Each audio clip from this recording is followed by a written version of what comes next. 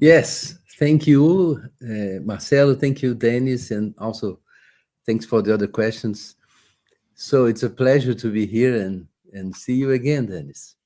Good to see you too. Yeah, I have a question about chance.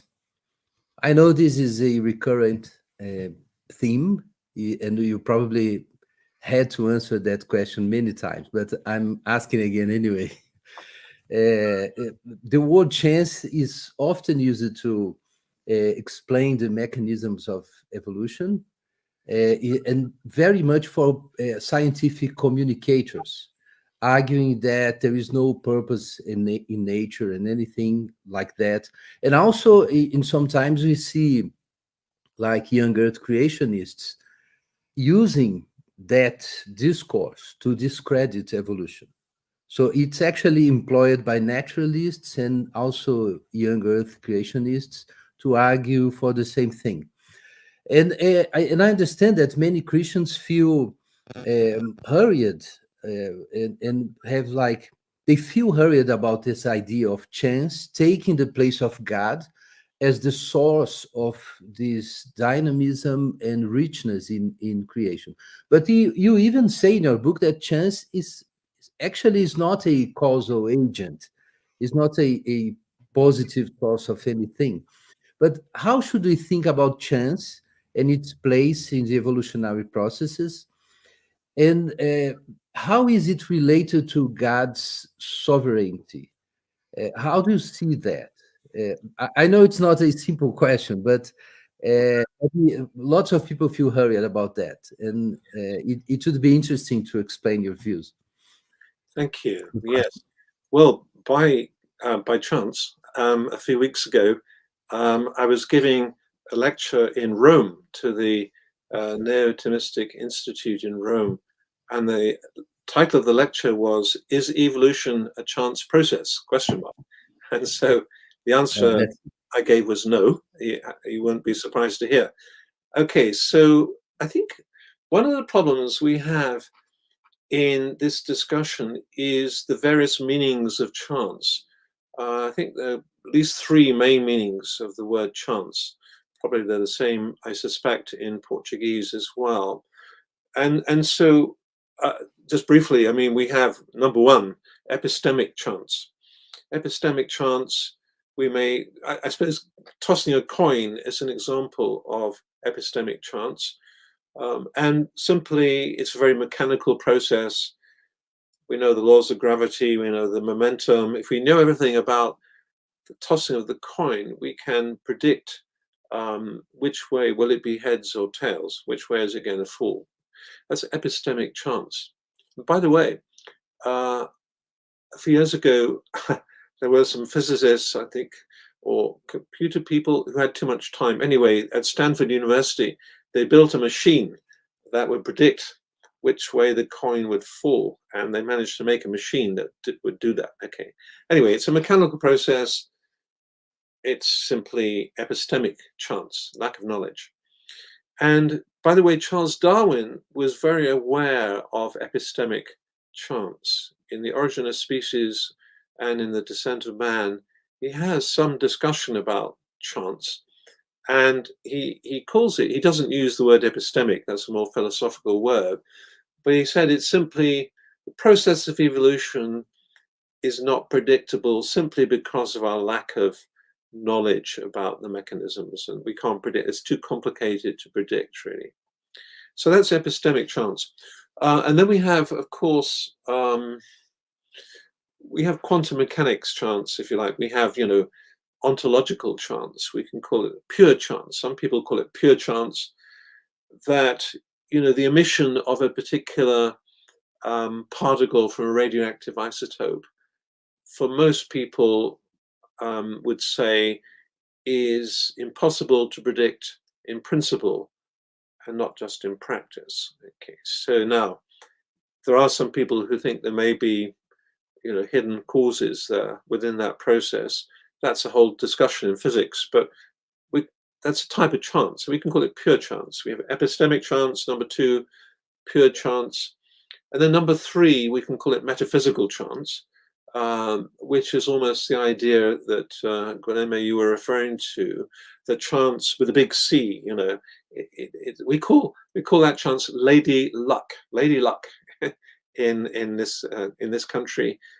When people go to the they do gambling or they go on the national lottery, they believe in Lady Luck. You know, will somehow this metaphysical chance, with the big C, will somehow give them a reward on that occasion. Okay, so that's metaphysical chance, and that's chance as an agent, as if chance does something.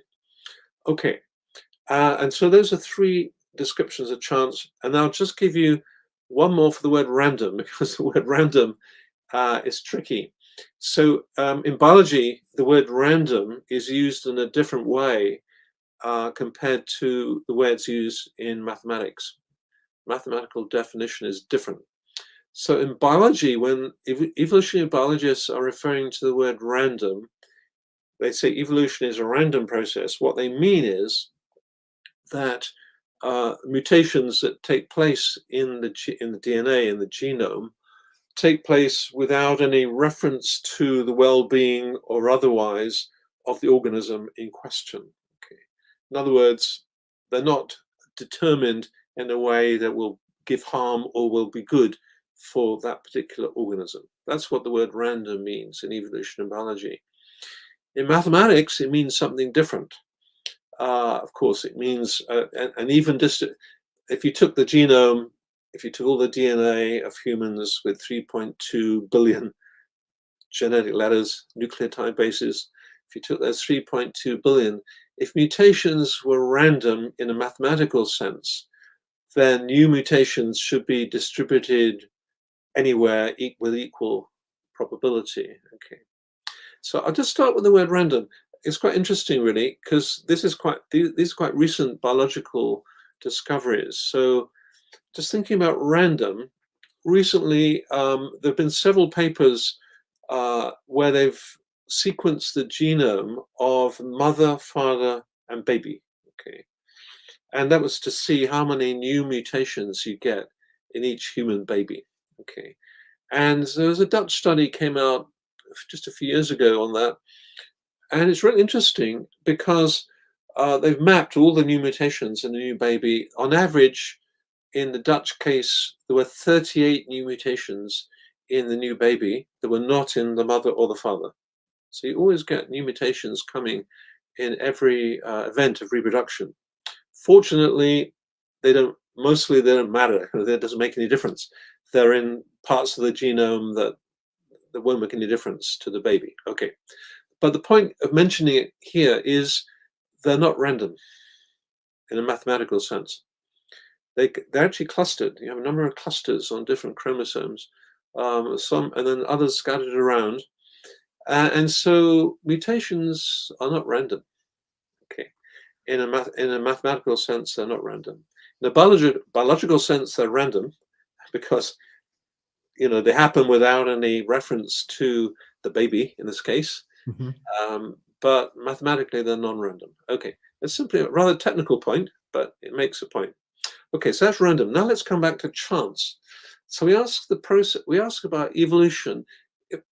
Okay, so how does evolution work? Well, clearly you get diversity, you get mutations, you get variant DNA, you get all kinds of variations come into the DNA. And that variation, most of that variation happens through epistemic chance. Okay. If we knew everything about it, we would be able to predict it. But we're not super scientists. We don't know all the factors involved. Okay. And so variation can come into the DNA through reproduction, through mutations, through gene flow, where different populations mix together. There are many, many different ways that variation can come into the DNA. Right. Now, what about ontological chance here? Well, yes, it's possible. Some can come in through radiation. Okay, radiation is a cause of mutation in the DNA, as we all know. It's not the main cause actually, but it's a significant cause, and that comes through ontological chance. It comes through the emission of a particle from a radioactive isotope, which is going to be causal for a particular mutation in a particular organism at a particular time. Okay. Now, does that make evolution a chance process? Not really, you see, because now if we stand back, look at the process as a whole, we have natural selection. We have natural selection. As soon as any variation in the DNA, any difference in the DNA, makes a difference to reproductive success, to how many progeny that particular mother, father will pass on, then natural selection is operating. Natural selection is operating then.